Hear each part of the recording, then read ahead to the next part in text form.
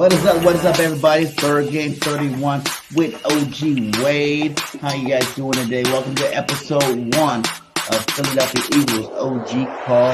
How you doing today, my brother? Man, living a dream, man. Peace. Peace.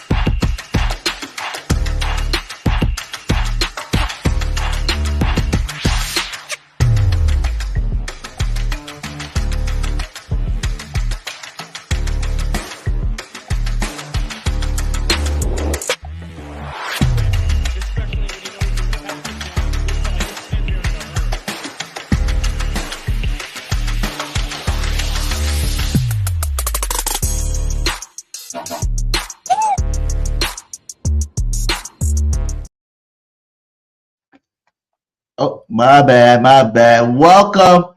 Hold on. Welcome to episode 3 of OG Calls with your host, BG31 in the building with my brother from another mother, OG Wade. How you been, brother? How you been? Man, living a dream. You know how it is. Keeping it Yeah, going. one day at a time. One day at a time. Yes, sir. The Eagles, man. We 2-0, baby. We 2-0. Yeah. How you feeling about that? Let's talk a little bit about the game since we didn't get a chance to do that the other day. Let's talk about it a little bit. Feel good, man. I mean, I think what people is missing is that there's a notion that you don't ever want to peak too soon in the season. So this is what's been being pushed around for a lot of times. And it feels like everybody is criticizing us for being 2-0 and we looking like we struggling to do this and that. And it's normal. You know what I'm saying? It's perfectly normal for a team that have accomplished what we've accomplished, been to the heights that we've been to be at this point right now. Teams are not going to just willfully allow the Eagles offense to just run up and down the field. I mean, we averaged 30 plus points last year. We obviously are a problem for teams to stop. Yes. So I told you before on one of our shows that we were unstoppable, and it's like pick your poison. Well, it's the same thing. Pick your poison. You know what I'm saying? See, we 2-0 because teams started dropping eight players in the coverage on us. Blitzing us a whole lot, more so than they were. And Jalen have been very successful beating the blitz. You're not seeing it in the passing numbers because we're able to run the ball as effective as we are. Most teams, to be honest with you, would have been probably 0-2 or maybe better 1-1.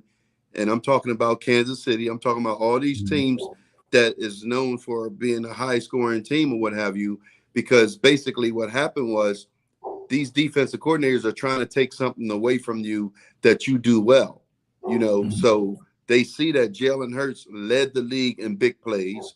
He led the league in 20 yards or more. So those are the explosive plays. So any smart defensive coordinator that's going to be playing the Philadelphia Eagles, the first thing they want to do is try to take away what they do best.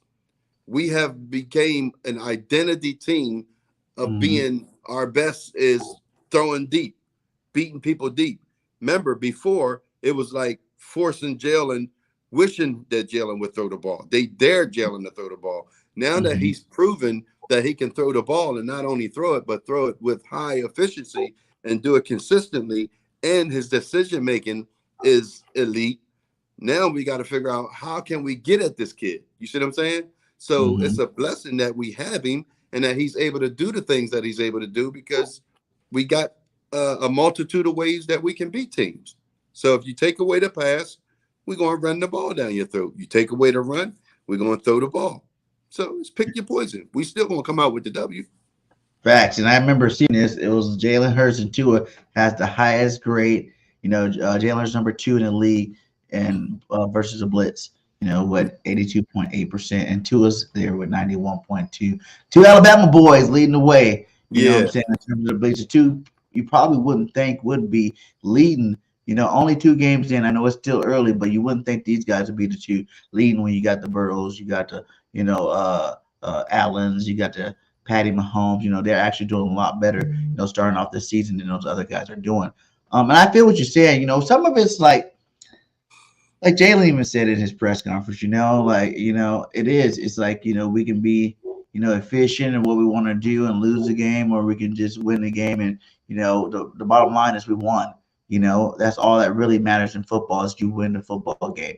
Everybody know the way Nick Sirianni does the off-season workouts. He really hinges all his bets on the joint practices. It doesn't get very much, preseason time for his starters in there.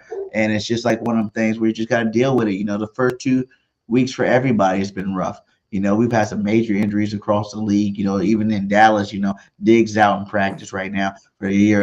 Prayers out to the Diggs family. But, there's a lot of things going on. And, we're still relatively healthy. We had some players out, but I think some of them are coming back this week anyway. So we didn't really get into anybody that's too major, except for Maddox. He's out for the season. But, our cornerback room is pretty deep. So I'm not 100% too worried about that. mhm.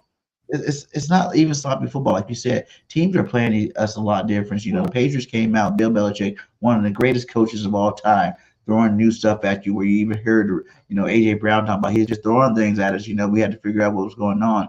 And like Jalen says, if you could, a lot of teams don't have that luxury, to cut off your passing game, being, so explosive with such elite receiving options out there and be able to just run the ball down your throat because we have the best offensive line in football. And we did that. Hey, Swift, homecoming for Swift. First game back in Philly, loved it. Had the second highest rushing yards by any Eagle running back besides freaking LaShawn McCoy, I think it was back in the day.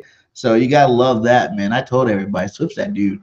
He's that dude. Once I seen that recruiting tape and seeing that he was actually from Philly, I was just saying, like, you just seen the difference in Hassan Reddick's game last year when he came back home. Now he's 16 sacks. He was getting double digits, but he wasn't getting 16 of them. Being at home, getting that extra energy out there. You obviously seen the first week, he didn't even get too many carries. And I think right now he's top 5 in rushing from one game. So I think it's gonna be a very big year for Devontae Swift. And I think that he's going to do big things this year for us. You heard Nick Sirianni say in his press conference, he's going to ride the hot hand. So if he comes in this game hot again, he don't care if he had to give it to him 30 times, And for Eagles fan, I think, like you said, they got to kind of calm down.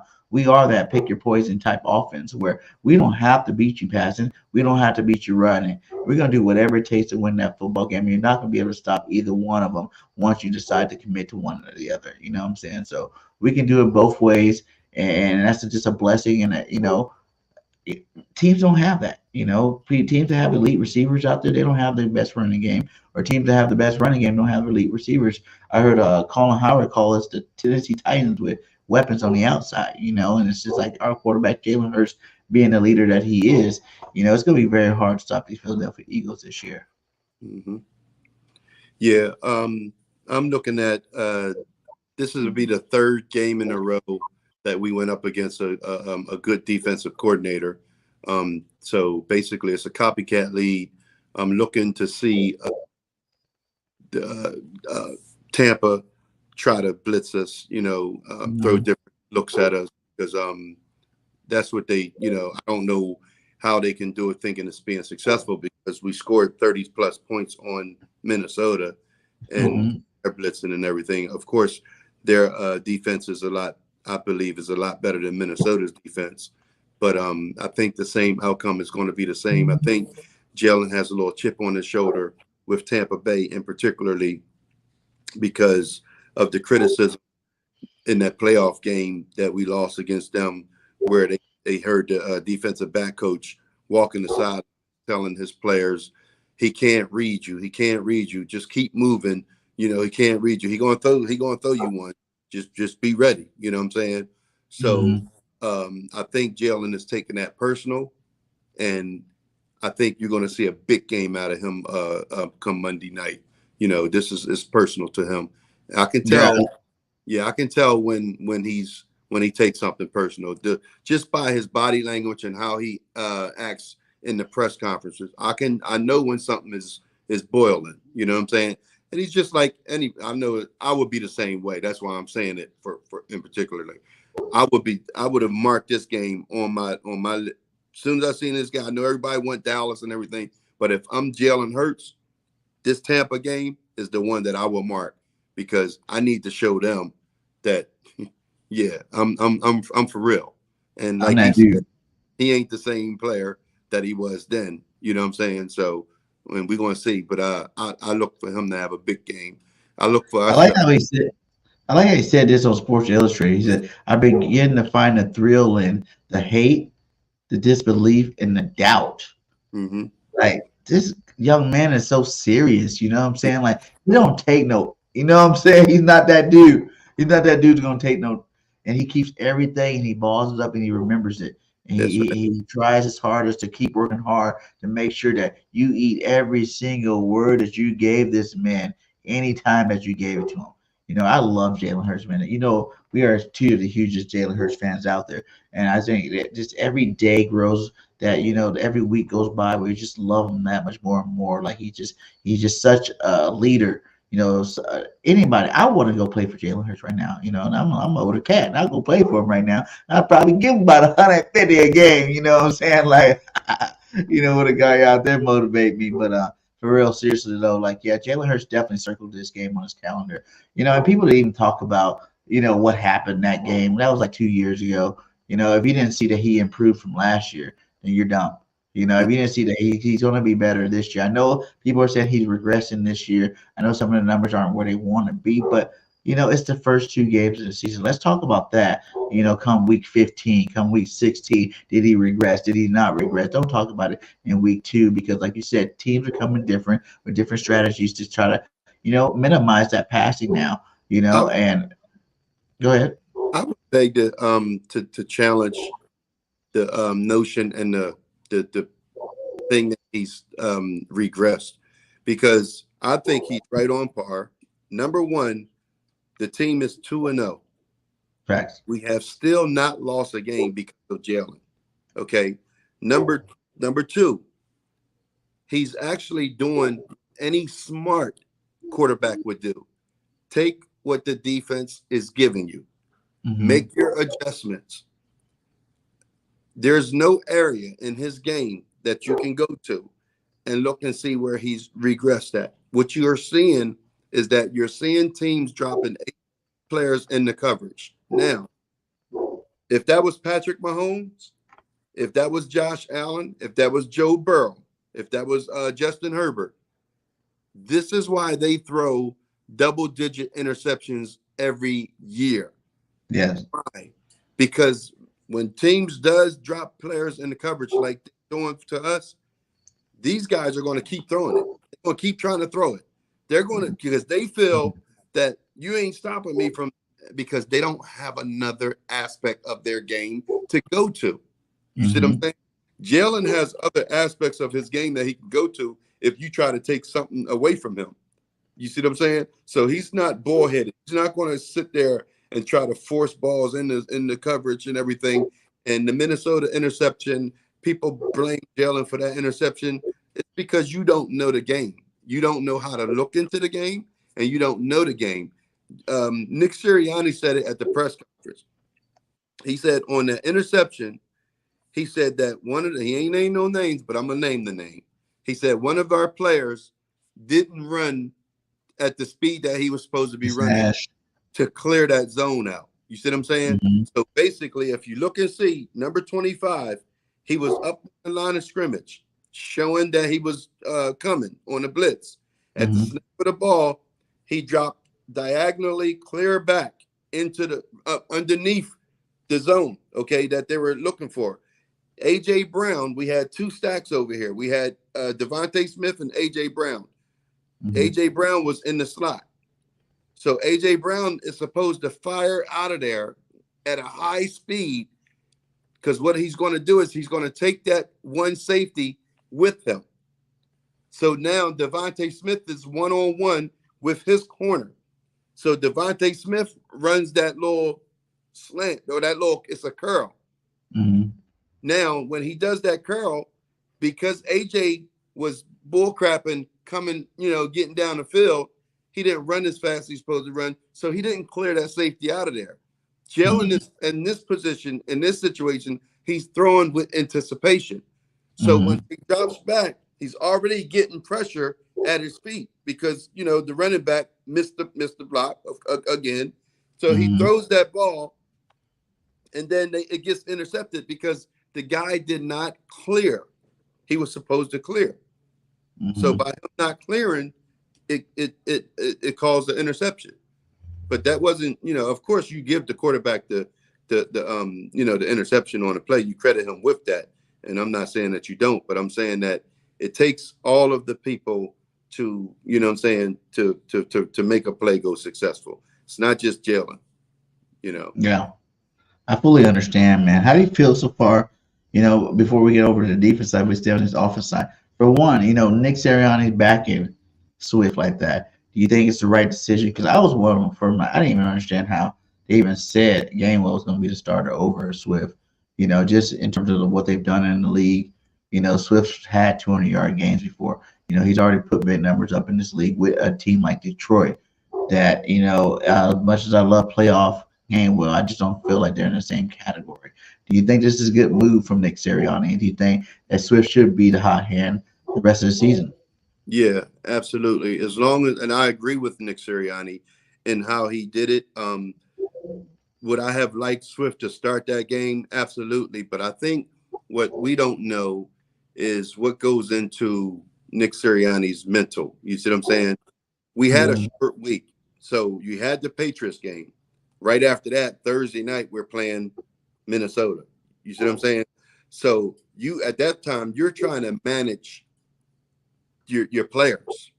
You bring them in, wore down, and because the turnaround is so fast. So I think what Nick Sirianni wanted to do, and he didn't verbally say this, but you got to, as a football guy, you got to be able to reason. You have to be able to say, well, would it have been smart to run both of them players in that game, and then coming into this game, the turnaround for a running back, a running back taking hits like that on a quick turnaround like that. So what you do is you hold one down. You see what I'm saying? You let one start. You let them eat. You see what I'm saying? And then you come into the next game. Now you go with this one here. We have enough running backs where we can run that type of system. But he don't have to explain everything to us and to the media. You have to be able to look at this and say, well, that was smart, and I see what he did there. People don't know. I mean, we sit there and watch the games. We don't know the wear and tear that this puts on these players' bodies. It's bad enough that you have to recover in 1 week. You know what I'm saying? We were to recover in a couple of days. Yeah.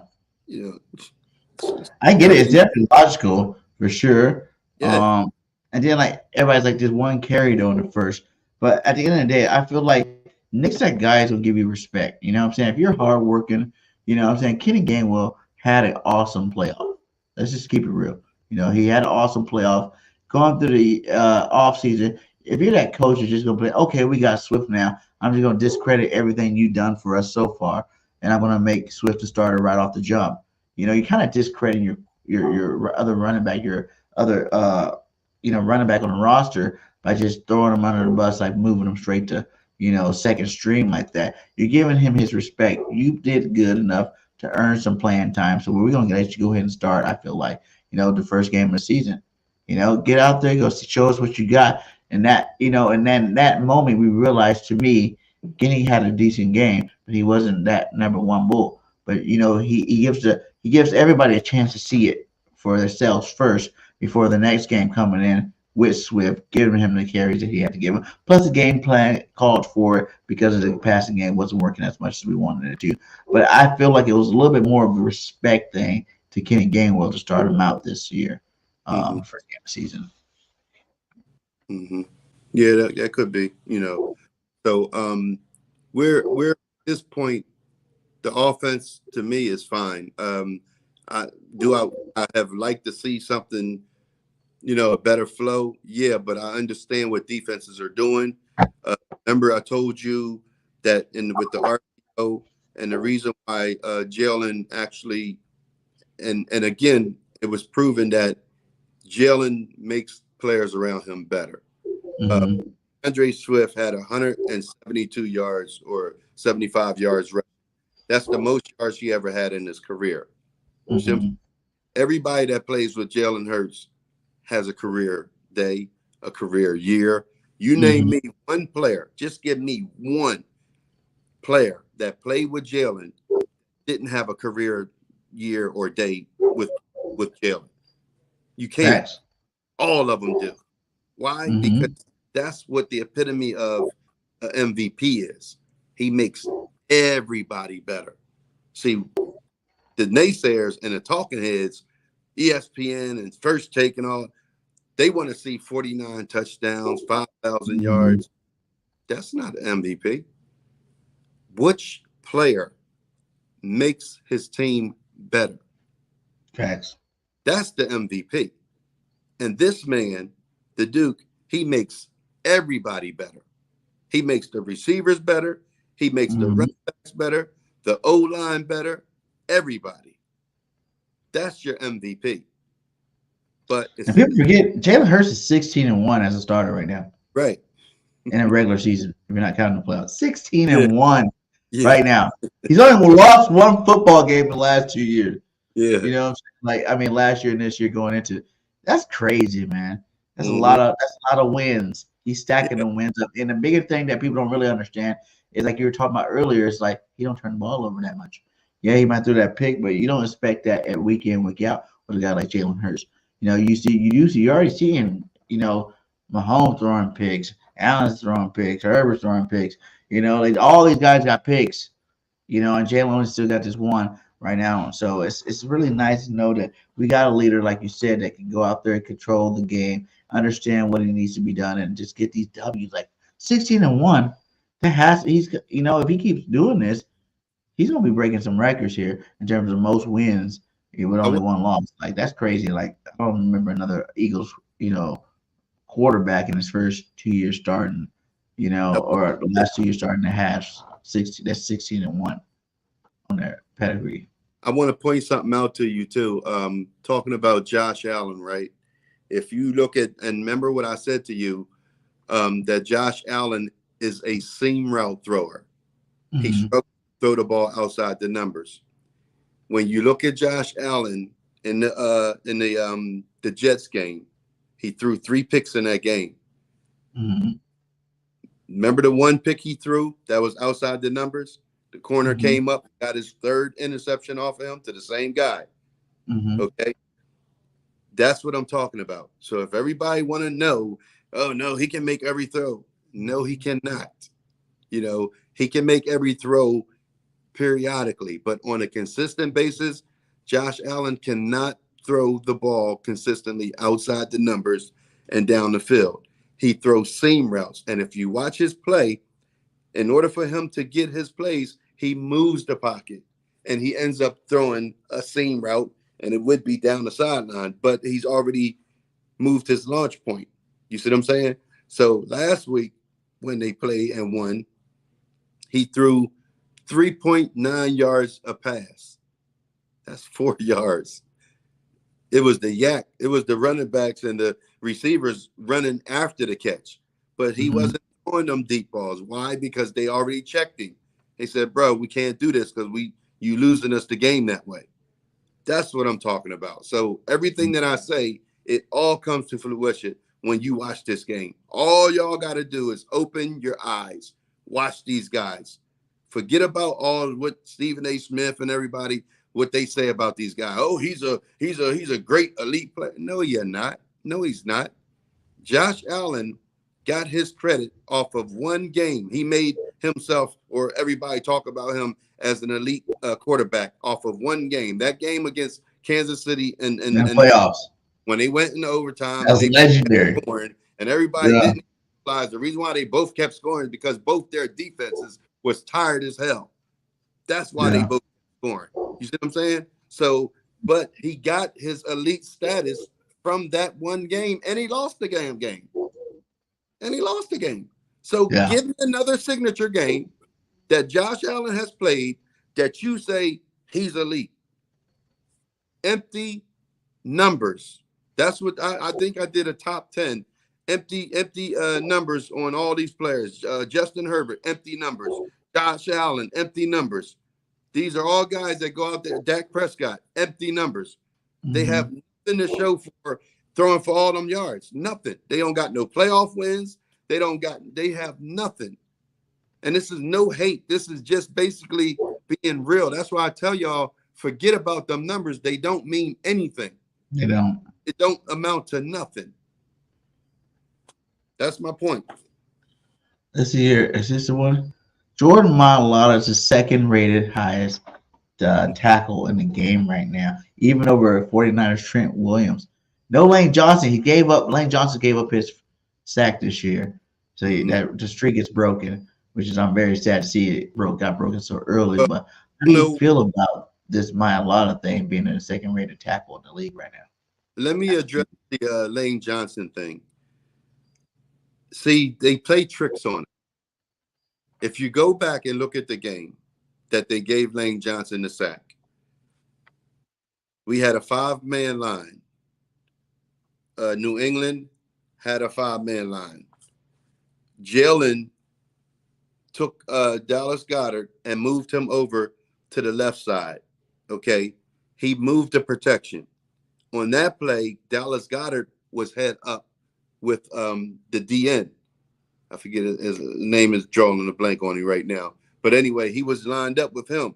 Once Jalen moved him over, he's sitting there with nobody to block him.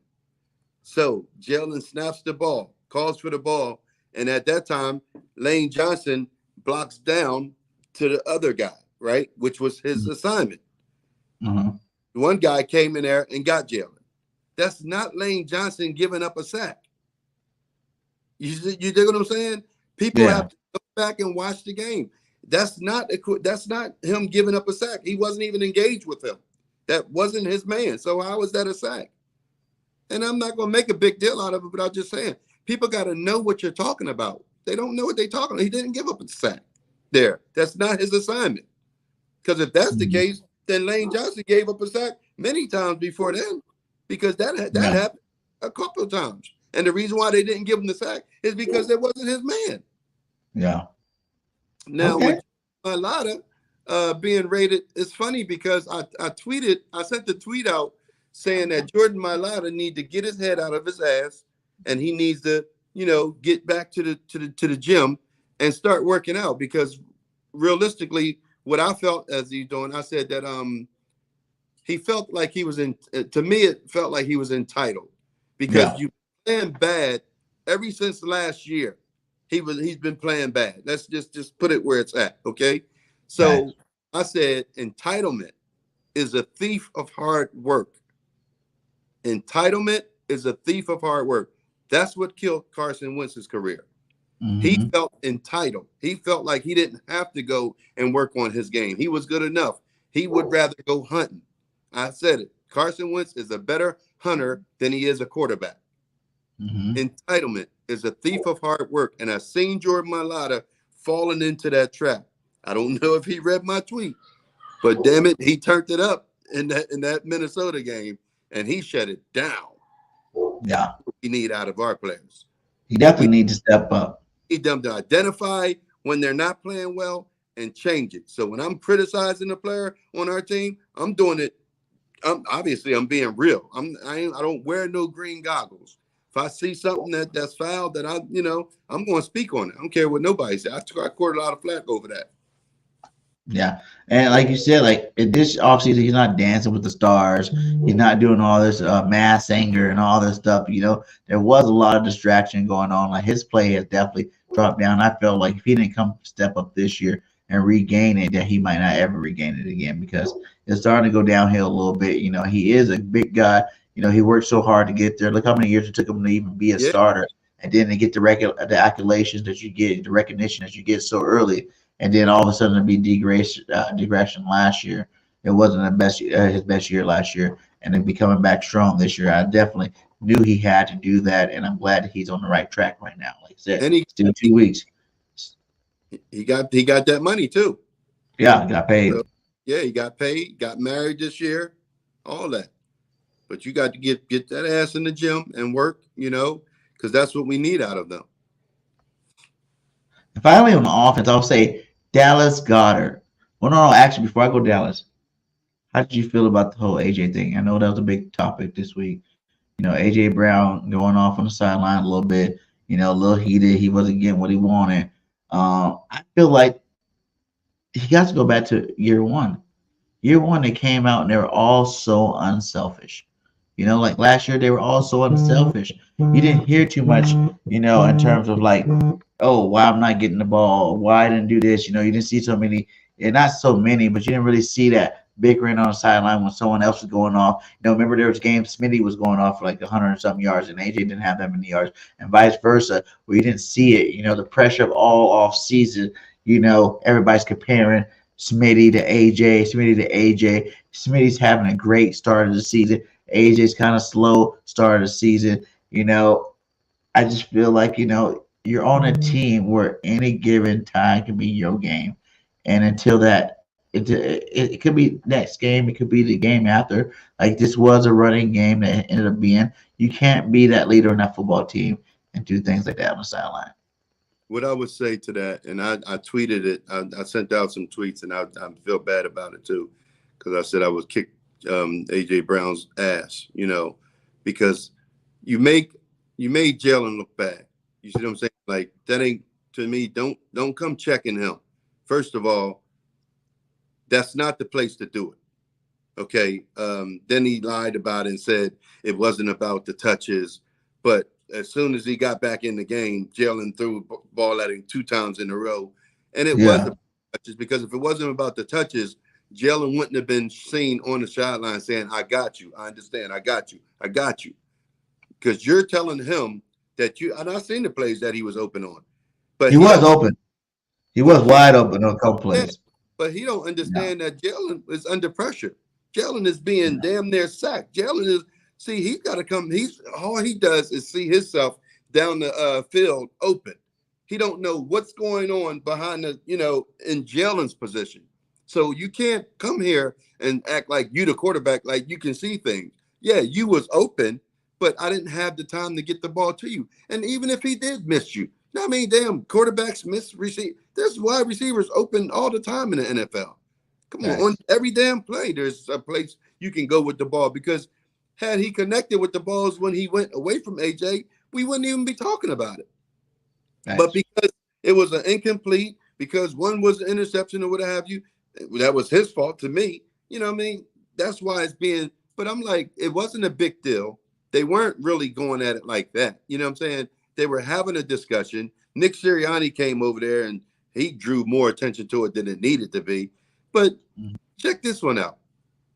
Out of all of that attention that we're talking about, no one said one word about Nick Sirianni cursing out Sean Desai while he was walking up the sideline. Mm, Did you see that in that game? He cursed. mm, They walked right past each other. It was a play. We gave up a touchdown. Nick Sirianni was walking up the field, talking to Sean Desai. He said, "Get this shit," you know what I'm saying? And Sean Desai yeah. had passing. That was worse than what the hell AJ and Jalen did. Why isn't that a talking point? Why is the media talking about that? Huh. See, our media, this is what they try to do. They try to look for this stuff. This stuff, they try to break our team up and break them down. I don't know what the hell is wrong with our media. Why you would do this is the team that you cover. You should support this team. You should want to, everything that you should do should be in the energy of trying to keep the morale around this team tight, and so this team can go on and win. But what our media does is our media try to create distinction between these players. This is what they do. I don't, for the life of me, I don't, I can't explain it. I don't understand it. I understand that everybody is in need of content. Then go ahead and be skillful for one damn thing in your life that you can be skillful at. Go and create some content. Stop trying to get it the wrong way. I understand you're not an athlete. You never played the game. You know a damn thing about the game. This is your moment to go and do something great for yourself. Learn how to be a content creator instead of a hater trying to create distinction on our damn football team. That's what I don't like about our media. Yeah, they definitely need to stop with all the hate. And I feel like it never satisfied. It's never satisfied, you know. And I don't even know it's so much of the actual Philadelphia, you know, media guys. It's more the outsiders that cover the team, you No, know, as opposed to like the I'm here. actual I'm here. in-house people. I It's think Phil. pushing a lot of that stuff out there. Yeah, I'm here though. It's them. It's I hear it in the press conferences. I hear the dumbass questions they be asking Jalen. Jalen don't even be wanting to do them damn press conferences. They be asking him yeah, some of the shit. It don't even make sense. Even my damn son's like, why you ask that stupid question? It's like just dumb shit. Like what? Guys just asking stupid stuff. I mean, and these guys got to sit there for however many minutes they assigned to do that. That's horrible that they got to deal with that crap. Well, y'all can't come up with some damn good questions. And I mean, it's just some straight up dumb shit. Like, if you ain't got nothing to say, sit there, just shut up. Don't say nothing. Dumbass questions, man. We what do you 2-0, think? bro. We 2 and 0. 2-0 We 2-0. with room to grow, which is always That, good. first of all, is what everybody, all of us fans, is what we want. I don't want my team peaking this early. I want them to have stuff to go into practice to work on and get better at. If we was coming out here like we did last year, we was blowing teams out by 2 Yeah, touchdowns. What was the buzz? Oh, they're not beating nobody. They're just beating bad teams. That's what the whole theme was last year. We weren't playing anybody. We were beating teams by every team we was beaten by 2 touchdowns. You see what I'm saying? And we never got the credit for it. So I don't want it now. But now you want to criticize us because we're not blowing teams out in the first 2 games. Well, yeah. We're winning with confidence, so that's all that really matters. We're talking about Mr. James here. He says Sirianni is becoming the prick that I always thought he was. His outburst against the players and coaches is juvenile. How would you respond to that one? I I wouldn't say it's juvenile. What I would say is it's a man that knows that he made mistakes. He made some mistakes. I think he's upset with himself for not playing his players more in the preseason. So if he Mm-hmm. could have that back, he would do it different. He's upset that he lost the Super Bowl. He's upset that he didn't go for it on 4th down in the Super Bowl when we could have. He's up, bro. He's got a chip on his shoulder, just like our players do. Does he do some things that's immature? Yes, he does. So he's That's correct. what we love about him. Yeah, he's correct on a lot about that stuff. But he's our coach. Now if we end up losing because of him, yeah, then I'll agree more with you. But right now it's working. The maturity that we have in our positions in terms of with Jalen and with the leaders on the team, I'm comfortable with them. Sirianni is just he is what he is. I can't even rate him, but the players like him, so I'm okay with it for now. Yeah, I think that's Sirianni. That's what we love about him. The fact that he's able to, he bring that fun side back to football. He's a coach, he's a leader, but he has fun with it too, just like the players. He makes him feel like he's one of the guys. Hmm. Um, and the last thing before we jump on this defense real fast is what about Dallas Goddard, man? Like he hasn't really done nothing. Are you worried about that at all? Is No, it just the ball's not going his way? How do you feel about the Dallas Goddard no. situation now? Well, here's why you feel like that he hasn't done anything. We're getting blitzed on a high rate. So when your quarterback is being blitzed at a high rate, your tight end has to come in and be the sixth blocker. So we got a 5-man line. So if teams are sending 6 and 7 pairs on a blitz, you got to keep Dallas in there, and he's got to help out on the blocking. So that's why you don't see him as involved as you normally would. So we just got to let this thing play out, see how defenses are going to play us. And that's the way that they're taking Dallas out of the game, is because they're blitzing us to the point that he needs to stay in and block. So we just gotta, weather the storm and deal with it for right now, because every team is not going to be able to do what these defense coordinators are doing, because you got to have the personnel to do it, number one. And if we keep burning them, like, it's not gonna make a difference. It's not gonna benefit them to do it. You know what I'm saying? The things you do as a defensive coordinator, you do what's working. So right now, blitzing Jalen is not working. They blitzed him 76% of the time in the Minnesota game. We ended up with 34 points and a W. So obviously that didn't work. You see what I'm saying? So we'll see who's going to be the first coach to bail out and say, well, I'm going to try something else. And we just got to be prepared for that something else. And when we go up against a team that's going to let us run our spread offense and not blitz us a zero blitz, then you'll see Dallas got to get more involved. But we don't need to worry about numbers. Let's just worry about the win. Worry about getting the W. Know this here. We are fully equipped to do any and everything that we need to do on that football field. And as long as we ain't getting an L in that column there, in that L column, I'm okay. I don't care about Dallas Goedert getting 12 catches or 10 catches or whatever. I don't care about AJ Brown getting 13 touchdowns this year to be. I hate that shit. You know what I'm saying? I don't care about Jalen Hurts getting 4,000 yards this year. I really don't. I need Jalen Hurts to run the Philadelphia Eagles offense effectively. That's what I need. Yeah, that's all facts, man. Dallas gonna get his day. They're all gonna have their day. That's the thing when you got this many playmakers. Eventually, they all get their day. His day's coming. As long as he keeps blocking the way he does, keeps running his routes, to open up spaces for other receivers to get open. That's all I really care about. And also, we getting that W. That's all that really matters. Let's go to this defensive side of the ball. You see the monster squad I put up there. My boy Sweaty boy. I love Josh Sweat. Yeah. Jalen Carter, with the number one, what was it? He was number one in terms of speed, off the start, off the jump, out of any defensive tackle in the league this year.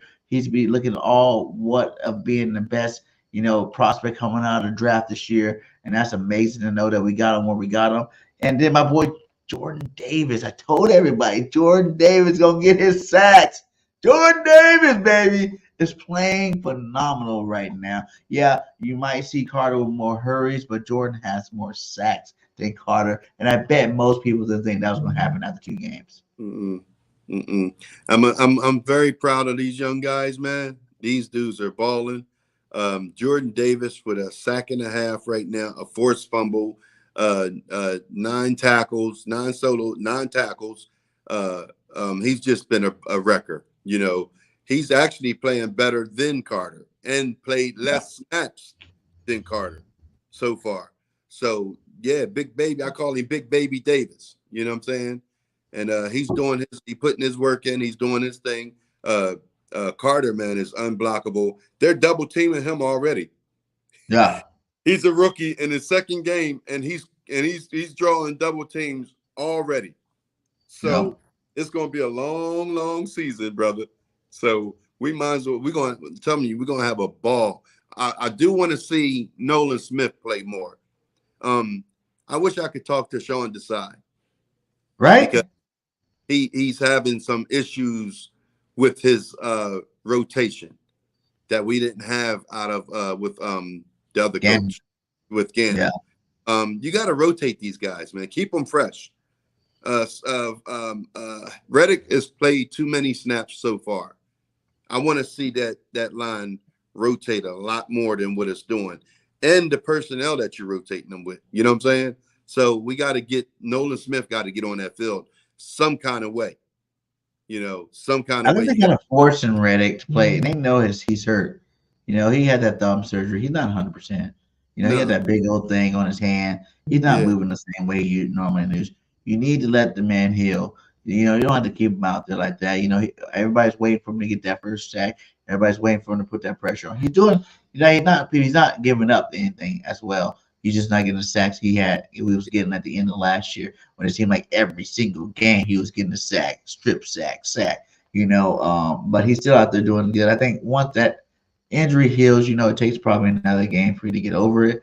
And then after that, we start seeing the real Hassan Reddick come out there because you don't want to re-injure it or hurt it any more than you already have it hurt. So I can see you playing with a little bit more caution. You're not able to do the same hand movements, move the lineman where you need to move them to. And yeah, like you said, like we haven't seen very much of Nolan Smith. In the times I've seen him, we ain't seen him do anything productive yet. And I was really high on Nolan Smith coming out here, getting the sacks, you know what I'm saying? Being like the opposite of Hassan Reddick, being able to get to that quarterback, and make his presence felt like the rest of these Georgia Bulldogs. But Nolan's not doing it yet, but it's still early. I feel like, we got Sweat with what he got at 1.5 sacks. As a defensive tackle right now, he's doing his thing. Sweat seems like he's getting better and better every year. Um, and it's everybody's looking at their time. I feel like the sack. Remember that year we were all sitting there like, "Where's the sacks? Where's the sacks? Where's the sacks?" And then all of a sudden they just came in a flurry, like, they came, it came back to back to back to back. You were getting the sacks you were looking for. I think it's one of those years where we're so close. There's a lot of times I see Jalen Carter run right past the quarterback a couple times where, if he was more stable, control, he probably could have got a sack, if he understood what was going on at that time. Rookie mistake, just flying by, past quarterback. I see a lot of these Bulls go out there and miss the quarterback, on the way to the quarterback, just totally miss him, get sidestepped and be out of the situation. But I think the sacks are definitely coming from these guys. You just gotta, sit back, relax, and enjoy what you're seeing. Like you said, we are getting turnovers, we are getting fumbles, we are getting, the running game is number one in the league right now. So we're stopping the run and we're getting to the quarterback, and those are two things you need to really do as a defense 2 games in. I'm feeling really confident about that because it's only 2 games, and these two young guys are going to be our defensive tackles for a long time. I just made a video about it. I said that these Bulls are about to be the most dominant defensive tackles, probably duel that we've ever even had, like ever. Because of the way Jalen Carter's jumping out of the gates. Jordan Davis, I knew was going to just be a beast this year. And every game is going to see him become more and more of a pro and more of a beast and more hard to stop. You can't stop these guys. They're going to be a problem all year long. Mm-hmm. One of the issues that with the sacks is like I always said, I don't really care about the sacks as long as we're getting the ball out of the quarterback's hands. And what you're saying right now is these quarterbacks are throwing the ball out of getting the ball out of their hands within 2 seconds. You know what I'm saying? Yeah. So they're not holding it. So with Bradbury coming back and with Slay there, we're going to force the quarterbacks to hold the ball a little bit more because now we're going to be covering them well. To me, our problem is the back end of our defense. With the design of the coverage and the assignments, we got this. We got quite a few busted plays that we left out there that needs to get shored up. Yes. Our line is tops. We number one. We only given up 52 yards on the ground so far. So even Fletcher Cox playing out at a level right now. Yeah, he's doing well. So I mean, we're forcing the quarterbacks to get the ball out of their hands. So I mean, job is done. You know what I'm saying? So now we just got to make it happen on the back end. The linebackers covering the tight ends with the slot guy, which we now have to get a new slot guy. And I think I told you about this about Maddox the other time. I said I'm getting tired of him because he's always being hurt. Now he's out again. I just posted this like 2 weeks ago about Maddox need to get his ass in gear or he's going to be out of here. Now he hurt out for the year. I mean, come on, man. We can't rely on you. This team, when you playing that slot position, you're essential. You know what I mean? Like you're very important to the scheme of the defense. You know, Hmm. you got to be able to be counted on. We can't be having slot guys come in and out the game because they got to. It's about the chemistry. You got to know where you at, what your assignments are. No, So we got to get healthy, man. definitely gonna get healthy, man. Do you think what is it, Goodrich is gonna be able to handle that I, slot, or are I you don't. throwing Riggs or Job up in there? I would rather Joe be up in there, but Goodrich. I mean, there was people were saying, "Oh, he played well." Not, but when I was looking at him, he wasn't playing well. I know it. I see. I played that position. No, he was not doing well. He actually came up, had an opportunity to stop the tight end from scoring a touchdown. He hit the guy, and it was like a bumblebee hit, like he got stung on his leg or something. Bro, you got to bring that ass. You too light in the Yeah. ass. I mean, like he trying to hit him. What you supposed to do is wrap his legs up. So bang, I give him an F for that effort. You know what I'm saying? I'm telling you, Right. and because it was poor. You know what I mean? How you gonna come up like you packing, like you 210 or 215? No, you ain't a buck 75 wet, soaking wet. You gotta wrap up when you come and get him. He didn't wrap up, he gave up a touchdown. It's just no, I'm good with Goodrich. I mean, I would rather see Ricks in there if we need to bring somebody in there. But yeah, I would like to have Job in that slot and Bradbury in his position and Slade doing what he do. And I need to see some more Sidney Brown. You know, Yes. I need to see some more of him. Lane's coming back. That's Yeah, gonna be good too. I'm getting a little tired of Evans. Evans gonna have to step it up. You know what I mean? So Sidney Brown too. He came in there and laid a hit on the dude, and it was like you didn't even hit him. They got to get more physical. He's out there playing two hand Yeah. touch, holding. He letting Justin Jefferson catch the ball, and then he not even tackling him. He just Yeah. holding like and letting him. Come on, man. At least Yeah. when a player catches the ball as a corner, you want to make him feel you. You want to make him feel you for what? For the next time he catches the ball. You want him to be Mhm. thinking about where you at and how you gonna hit. You know what I mean? You coming up there every time he catches the ball, all you doing is wrapping your arms around him. You're not even taking him to the ground. The fuck is that? So he got to change that shit there. We ain't going no Super Thanks. Bowl with that kind of play. No, I mean no, bro. No, I'm not with Twist that. says with the quick quarterback throws, why aren't we bringing up our cornerbacks? Say that You think again. he's still trying? He says a twist says with the quick quarterback throws, why aren't we bringing up our cornerbacks? Play more man press defense Yeah, against these guys. in the preseason we were up closer than we were, but I think what's happening is that Desai is giving he doing what Gannon did. He's giving the corners the choice to play closer or back off. Slatel says that he like to play off a little bit so that he can see the development in the play. But I think Slay don't want to come up because it means he got to be physical. You know what I'm Yeah, saying? And I've seen Slade last year. I seen Slade come up and make a hit in the Minnesota game, and he hurt his arm. yeah. Okay, I think Slay is scared of that happening again. So you don't Mhm. see Slay. Just look at it. You don't see Slay doing no hitting out there. He come up and he just is.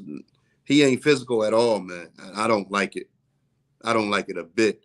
First of all, you ain't that good of a shutdown corner where you don't have to be hitting. So I'm No sorry to say, Dion, no prime time, yeah, no yeah, prime time. you're not that good, bro. You know what I mean? So Yeah, you ain't gonna hit. You I should be. just think you just got to keep playing these young I want guys. to see you knocking the ball out of the player's hand. Then, if you're not gonna come up and hit, at least don't give up the damn catch. But you giving up catches and then just coming up and wrapping him up. No, Yeah, bro. Ooh, you got to wrap his ass up and throw him down on the ground. You might sprain his shoulder. You might anything to change the course of the game and how that player is playing. You don't know what could happen. He could sprain his. football's not a game where you can play scared anyway. When you play Uh, scared, that's when you get hurt. Ain't with You that, bro. know, Not with that. yeah. So Slay definitely needs to step it up. How you liking these coordinators, the offensive defense coordinator right now through 2 games? They're okay. I mean, like I told you, Johnson, you're not going to see a difference there. You're going to what you're seeing different in him is we're throwing the ball to the backs out of the backfield more. Jalen Hurts is the architect of the offense. I think people thought I was joking when I said that shit. Brian Johnson is not implementing his own offense. He Yeah. didn't bring nothing here to put in. He's Mm-hmm. putting in different plays like a screenplay to Swift out of the backfield to Gainwell. He put a screenplay to Penny out of the backfield last week. So that's what you weren't seeing in the other. When Shane was here. So you seeing that more. But the offense is the offense. Jalen Hurts, he gets the call from Johnson. He looks at his wristband and he calls the play in the huddle. Once the defense sets up, Jalen counts what's in the box, and then he determines if he's going to check out of that play or if he's going to stay with that play. He has the last say anyway, so it doesn't really matter what the coordinator calls. He's changing it according to what the lineman is. But he sees. Yeah, Yeah. and so don't people say I want Brad Johnson should be fired? No, he shouldn't. He's not controlling anything. Brian is not controlling nothing. All he's doing is calling the play. He's working with Jalen, saying, "Hey, you missed this one here. You missed that." That's what he's there for. He's a support system. You see what I'm saying? But Jalen Hurts is the architect of our offense. I hope people get that through your heads and understand that is what we're running. It's not going to change. You don't change something that got you to the Super Bowl. You don't change something that's getting you 30 points a game. So until teams slow us down and stop us from scoring the points that we are accustomed to scoring, we're staying with this what they call college ass offense. That's what we're gonna rock with. If y'all learn how to Right. stop it, we're gonna run this offense and until it can't run it no more. And everybody say, "Oh, the tush push is a pussy play," and everybody else do that. Well, can't nobody stop it, and can no other team do it. Other teams have tried to do it. They don't A get it. lot of other teams, it's They don't. crazy. They're not getting it either. That's the crazy part. You all got professional offensive linemen. You Yeah, all got big boys in front. But the yeah, difference is your quarterback don't squat no 600 pounds. He ain't no right. beast, Jalen Hurts. You know, Yeah, that's the only difference when you get. Garner Minshew tried to do it. The coach just tried to do it right. last week, Can't and they get it. couldn't do it. Couldn't It's do it. just like you don't have the same guy pushing. It's one thing to have your guard, your center, your two guards and your center push, and then you got another 600 pound squatting type quarterback pushing that Yeah, pile, as opposed to a quarterback that probably squats 250, 300 pounds. It's not really pushing the pile at all. yeah. So that's I seen Minnesota. Minnesota called a timeout, and then we came out of the timeout. We did the same play over again, and then I laugh at Jason Kelsey because every time he breaks the huddle when we get ready to do it, he said, "Y'all know what it is." Yeah, y'all know what it is. You ain't gonna stop it though. You ain't gonna stop it Yeah. though. So you called I it. just You feel went when to we ran the same play 13, what was it, 13 times in a row, the yeah, same play to Swift. So I was at yeah, the game watching it live. And I was like, is that the same play? Is that the same yeah, play? I just knew that eventually he was gonna break one of them. I go, yeah. it But looks like he's like you gotta he's understand. one step away, he's gonna break it. And then They sure only enough, he got that bro, one. He broke it. they only had 3 men on the line. They show Yeah, you 5 and 6 on the line, but then they all dropping back into coverage. So yeah. all we doing is we got five offensive linemen blocking 3 guys. Yeah. Easy work, bro. So this week is going to be different. Jalen's going to throw the ball a lot more. I think we're going to end up getting 2 picks off of Baker. So this game ain't going to be close. I don't see this game being close. How I do you think feel? You think Slay and Bradbury gonna have to follow Godwin and Evans the whole game, no, whether they they ain't got whether to they follow. go inside or out? Yeah, they just stay. Everybody stay where you at. Whatever they line up with, they bring it. You know what I mean? Our job, our D line ain't letting none of that happen. So, and they don't have a running game at all for us to even stop.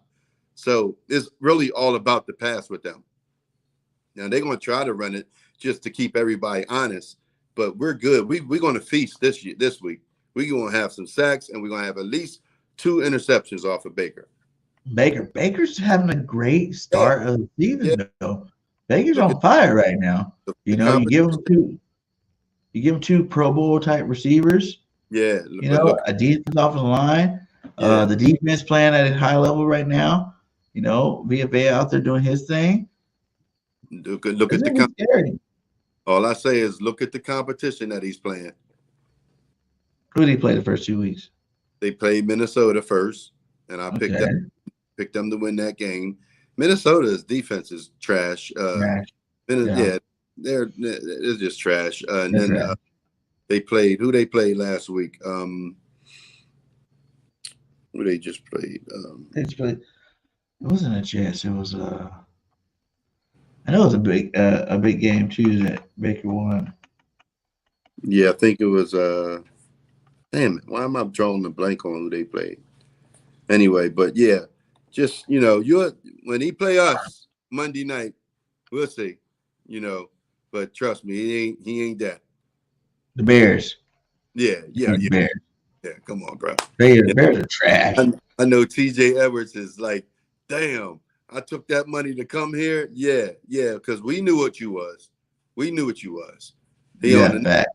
damn defense. Where's all the TJ lovers now? Yeah. Where they at? Yeah. He making big plays. Yeah, we shouldn't have let him go. We're Where gonna are those people that were like Justin Jefferson's better than Jalen Hurts? Where those people at? Too. We need to talk to those people. You know what I'm saying? Like Joe Burrow grade not make the playoffs. Not Jefferson, Justin Fields. Oh yeah, Justin Fields. Remember that? Yeah. Jones saying that Justin Jones, Fields. yeah. He's a better thrower of the football. He's more accurate, bigger plays. That he's not. Let me tell you. But he is running for his life over there in Chicago. No, he ain't for his life. No, he not. He not even running. He's not even running. He's holding the ball too long. He's trying to be a pocket passer, something that he can't be, bro. Oh, remember you Donnie did that? Oh, I hate it. Justin Fields, I knew what he was when he came out of college. All I had to do is look at when he was with Georgia. He transferred from Georgia because somebody on his baseball team called him a nigga. And he transferred. That there tells me right there, you ain't got this toughness to play a quarterback. You can't take that. Bro, you know what you're going to be called in the NFL? Boy, you couldn't. He couldn't even. I smell pussy. The hell, he can't. No adversity. These guys don't know how.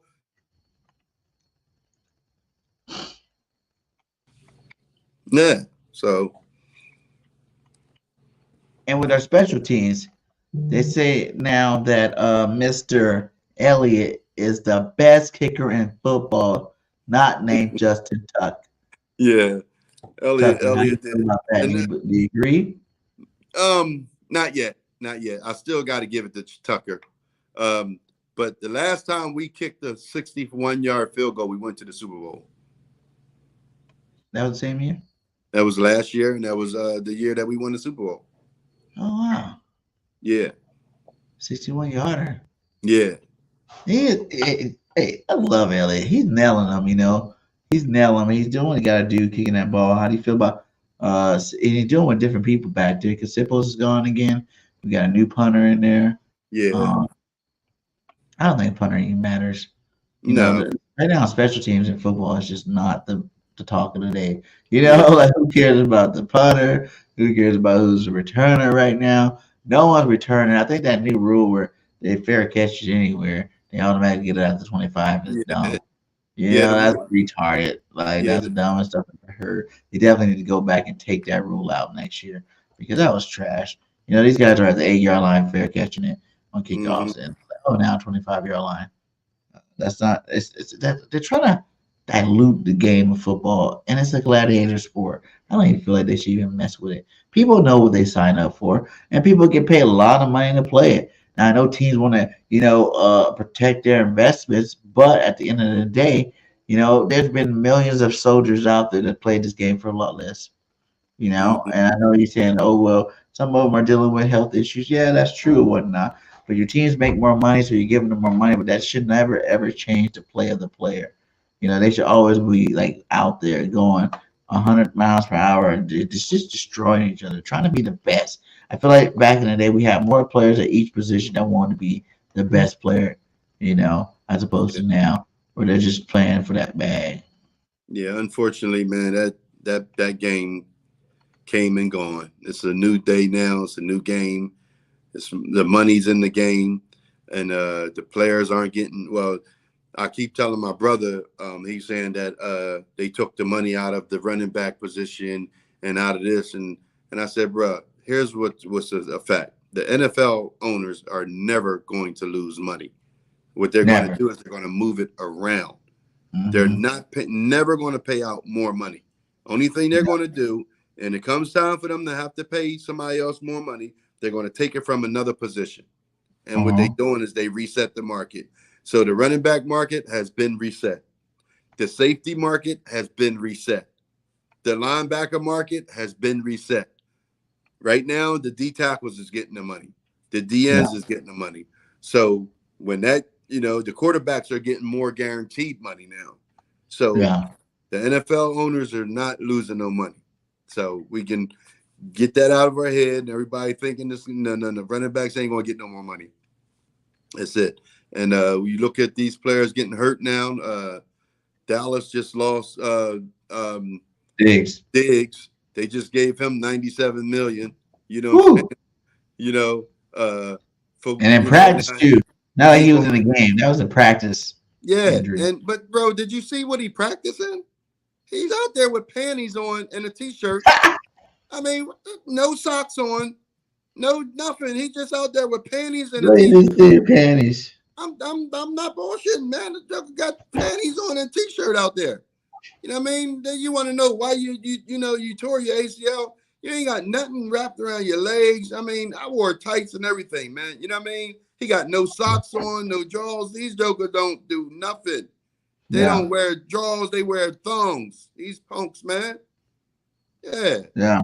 They don't even have no knee pads in. They ain't got nothing on. none of that stuff. You know Just what I out there mean? in yoga And that's why outfit. I tell all the Dallas fans, y'all saying you Super Bowl contenders and all that stuff. Nah, bro, it's been 2 games. Calm down. Calm Calm down. down. Everybody saying Michael Parsons is going to win the MVP. Calm down. I haven't seen Michael Parsons play a good offensive line and show up. Not yet. Yeah. You can go back all the game. Remember, he had all them sacks. Look Yeah. at him when he plays against good O lines. Hey, he didn't do nothing. He's lame. No, no. So that's a fact. So, and I like Michael Parsons, but we got to pump our brakes and let this season get seasoned. It's not seasoned Right. yet. Just let it get seasoned. We'll see. I mean, they See? they what they didn't play the card. They got the Cardinals this week, Uh-huh. so that's not going to be a game. They just Yeah. had the Jets, no game, and they had the Okay. Giants, no game. So they didn't even been tested yet.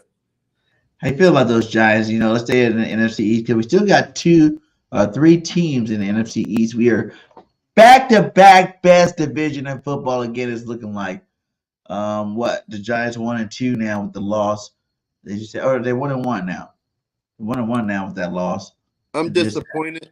I'm disappointed in the Giants right now. I think they got more talent on that team to be playing this bad. I don't think we got the best division. I don't. I mean, because if you look at our division, all of us played lesser teams. You see what I'm saying so far. So the record may look like that, but it's in reality that's not the truth. You know what I'm saying? I still think Baltimore, Cincinnati, the Browns. That's the toughest division in football. That division right there is the toughest one, okay. and the You think Steelers being the worst of them. did that Diggs thing make your thoughts a little bit more? Because I think with Diggs out for the season, this team's about to take some L's. They're gonna take a couple of L's. Oh yeah, well And they there are were too going. many high-powered offenses that they're gonna have to play. they're just not going to be able to keep up. I don't think. They were going to take a loss, those L's, before Diggs went out. You know what I'm saying? So I'm just saying they. Let's go back to the. If you look at the Jets game, right? Wilson missed Wilson in the end zone when he beat Diggs straight up.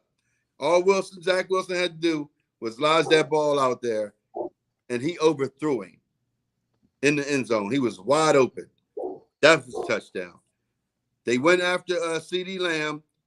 Dak Prescott almost threw an interception when Sauce Gardner dropped the ball. That was going back for 6. I mean, yeah, bro. You gotta look at the game and decipher it and break it up however you want. No, Dallas ain't that. They ain't that. Believe me, trust me, they not that. Then the offense gets better now that what's his name? Cooks is coming back. When Cooks was there, they weren't doing nothing. They scored 70 points, and Dak is responsible for 14 of them.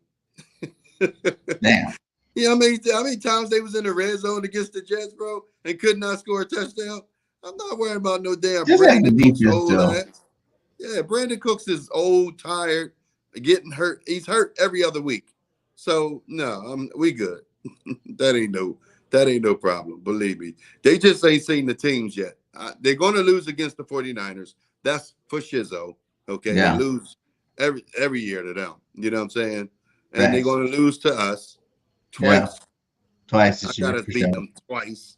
Yeah. So Dak still don't have that offense down pat. McCarthy think he doing something. They just relying on their defense, and that's the strength of that team. Until that defense plays a good offense. Facts. So it's smoke and mirrors for right now. Well, with these Buccaneers, man, let's go ahead and get about here soon. Give me some hot takes. Give me 3 hot takes for the game this week. Our defense is going to get 2 picks. We're going to have about 4 sacks. Jalen Hurts going to have a big game. We'll win the game by about 15, 16 points. Woo! I like it. Yeah, it's going to be a spanking. Away, too. You said this is going to be a away domination. Yeah, it's going to be a spanking. Trust me. Next week when we talk, we come on the show, you're like, OG was right again. I'm telling you right now. Right, baby. That's OG calls, baby. You'll make them OG calls. Blowout, and I'm down for it. Yeah, it's time. Give me another one. I think that's 2. So one more hot take. I think Jordan Davis going to have a big game. Big game. Yeah. So I like that. I'm with you. I would say Devontae's man. Swift is going to have another back-to-back monster games. I think they're going to really implement it because it's early in the season. I feel like we're going to just implement that run, continue that pace as long as we can keep riding that before we start really airing it out again, just so teams can try to adjust how they're going to start playing us. So right now, like you said, both weeks they're coming out with 8 deep. You're not passing on us. You're not going to happen. So we're going to have to show them that you have to stop the run first. And I think Swift comes out with another $150 plus this week. I think that's going to be tough because Vita Vea is healthy and he's playing. He plugs that middle, and Devin White is responsible for the running back. Yeah. So basically, I think they're going to not force us, but we're going to have to throw the ball to do what we need to do against this team. Not that we won't be able to run it, but I don't see them getting that many yards against that defense. They didn't get that 150 on them. No, that's why it's a hot take. Oh, yeah, that's a hot take. Yeah, and I'm with you. I'm with you. I'm just letting you know. You know what I mean? And just then be prepared. I'm gonna say the defense gets 4 picks on Baker Mayfield. 4. You said 2. I'm gonna say 4. Less sacks, but 4 picks on Baker Mayfield. I feel like he's playing so hot right now. Whenever he does have a bad game, it's usually a really bad game as they're playing hot. And I feel like this could be that defensive line that get to him or almost get to him on sacks, making him throw the ball a little extra quick. And then, maybe, we got Blankenship coming back this week. One of these little young bucks gonna get an interception. And then I think Slay and Bradbury both probably get a pick when they try to go deep to them. So I think 4 picks for, just a horrible game for Baker Mayfield coming into this week. And then I'm gonna say I'm gonna be like you. I'm gonna say Jordan Davis had a game of the century. He has 2 sacks. Mm-hmm. Two sacks for Jordan Davis. Because I still believe that Jordan's not even. He's still scratching the surface, man. Like he's not even full capacity. What we're gonna see from him, and right now it's really, really good. In terms of his second year starting. So, our second year in the league. Starting this year though. So I think that's definitely gonna get better this year. I'm excited to see what happens there. And then score prediction. I think Eagles win 31-14. I'm going to do that again. I'm going to go run back to 31-14 again for 2 weeks in a row. 31-14, Philadelphia, easy win, and off to back home, right? We're going back home after this week. We go back home. I got it 34-10. 34-10. See, that's nice. Yeah, nice little beat down. You know what I'm saying? It's always gonna be that first touchdown early for a team, and then we kind of get it. I do want to see better defensive play because we are dead last in receiving touchdowns right now, and it is kind of looking Gannon-ish, making these quarterbacks look so damn good out there. All these receiving touchdowns against our defense, like that part got to stop. Now we're stopping the run, we're getting turnovers, and we're getting some sacks. Not as many as we like, but we're getting some. But we definitely need to stop this passing touchdown. They're getting too happy with it. Too many passing touchdowns going against our secondary. And the side need to figure that out ASAP. Mm-hmm. ASAP. A lot of when you see stuff like that, well, in particular with our team, their teams are playing from behind when they play us. So, and in the times that we're giving up the touchdowns, these teams are trying to score. So we're basically playing a softer coverage at the time because we don't want them to score fast. So that's why you see the scores, Mm-hmm. So just be careful with measuring that. You know what I'm saying? Use your eyes and say, well, damn, we are giving them. But teams are going to score when you're playing soft. That's when they're going to score. But your job as a defense is not to let them score fast. If they're going to score, let them have to work for it. Right. Yeah. So, we good there, I'm just saying, like, Gannon, seemed like at the end of the season, it wasn't so much of that scoring going on. Yeah. And for me, that's what this is like. I know it's his first year, but it was Gannon's first year too, right? Wasn't it? No. It's the second year. It was his second year. Yeah. Second year. But I feel like, in order to bring someone back, put someone in that place, he needs to at least start off where we left off at least somewhere close to that. Without a doubt. And we're giving up too many touchdowns in the year. I'm not gonna make no excuse about it. Like I think we're leading the league with 7 touchdowns in the year. That's a lot for 2 weeks. Yeah, it's a lot for 2 weeks. If we're just touchdowns in general, that's one thing. But that's just air touchdowns right now. And I just don't want to see that tighten up, especially with the secondary. With the secondary that we have supposed to be so deep. I don't expect it. You know what I'm saying? Like Joe playing good, Rick's playing good. Bradbury, Slay on the outside. Maddox played into last week, so it's like not like he wasn't here the whole time. Blankenship, I think the first game he was like one of the top rated safeties in coverage. He was out last game, but he's supposed to be back this week, so I want to see him do his thing. And then, like you said, I want to see some Sidney Brown come back out. We need to just play him. What I'm saying? Let him go out there and hit people because he's out there hitting people. What I'm saying? He gonna hit a couple people and make them wish that they didn't try to get that football. So, yeah, I think it's gonna be another W. Obviously, I don't really see a loss for a while, but we're gonna definitely talk about that week by week because you never know what happens in this league. But it's gonna be another W for the Eagles. We're gonna go 3-0, and it's gonna be another great game, man. Like Jalen Hurts gonna do his thing. The offense gonna look a little better, like you said. They're gonna have to pass. I still think he's gonna get 150 yards, man. Maybe it won't be 150 rushing yards this time. Maybe it'd be like 150 total yards. Total yards. That season, remember, he almost had that wheel route. What I'm saying? Like that should have been one that was in there. And I can see Jalen Hurts hitting him on the sideline with something. Yeah. I'm still with my 9-0 by the break. So Yeah, that's I'm, about I'm I'm still on that. Well, all right, brother. Any last words before we get out of here, man? Thanks everybody for continuing to keep watching us. OG Calls episode 3. We're gonna keep bringing them to you guys. It's great working with this guy. I love all the facts that OG be dropping, and we're gonna keep dropping them all year long. So stay tuned with us. Last words for you, brother. Everyone have a blessed one. Have a good weekend. Go Birds. All right, and like I always say, fly Eagles, fly, and we out. Peace. What is up? What is up, everybody? Third game 31 with OG Wade. How you guys doing?